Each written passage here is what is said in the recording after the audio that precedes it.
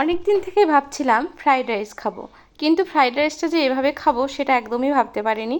কারণ কোনো প্রস্তুতি ছাড়াই আমার এই ফ্রাইড রাইসটা রান্না করা। আমার বাড়িতে অনেক রকমের সবজি ছিল না, তো ফ্রাইড রাইস তো আমরা প্রায় অধিকাংশ মানুষই খেয়ে থাকি। সেটাকে আমরা ভাত ভাজা বলে জানি, কিন্তু তার মধ্যে একটু অনেক রকম উপকরণ, অনেক রকম সবজি দিলে সেটা ফ্রাইড রাইস হয়ে যায়। তো যাই হোক, আমার বাড়িতে বিট ছিল আর ছিল শুধু বটবটি। তো আমি চালগুলো ধুয়ে নিয়েছি। আমার বাড়িতে বাসমতি চাল ছিল না, তো আমি পোলাওয়ের চাল নিয়েছি। তো আমি এখানে একটা পাতিলে জল তুলে দিয়েছি, আর জলের মধ্যে পরিমাণ মতন তেল দিয়েছি। 1 চামচ দিলেই হবে, যাতে করে চালটা লেগে না যায় একটার সঙ্গে আরেকটা। তো আমার জলটা গরম হওয়ার পর আমি চালটা ছেড়ে দিয়েছি, আর তারপর এটা আমি 95% সেদ্ধ করে নেব। তো অনেক সেদ্ধ করার কোনো প্রয়োজন নাই, ভেতরে একটু শক্ত থাকবে, সেই সময় জলটা ঝরালেই হবে।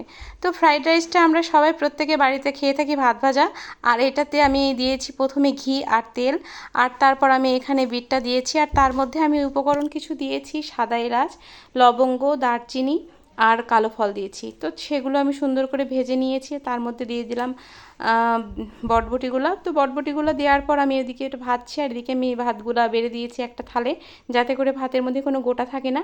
আর আমি এখানে কাঁচা পাকা লঙ্কা দিয়েছি। লঙ্কাটা আমি এমনি দিয়েছি যাতে করে কালারটা সুন্দর হয়, কারণ আমরা কেউ ঝাল পছন্দ করি না বা ঝাল খেতে পারি না। তো আমার ফ্রাইড রাইসের সঙ্গে মাংস ছিল, ঝালটা কোনো প্রয়োজনই নাই।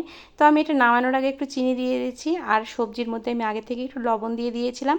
তো আমার সুন্দর করে রান্নাটাও হয়ে গেছে। আমি ফার্স্ট টাইম রান্না করলাম ফ্রাইড রাইস, তো অনেক সুন্দর হয়েছিল। আর ঝরঝরা তো দেখে বুঝতেই পারছেন। তো আমার বাড়িতে কাজু কিশমিশ কিছুই ছিল না, তো পরবর্তীতে চেষ্টা করব।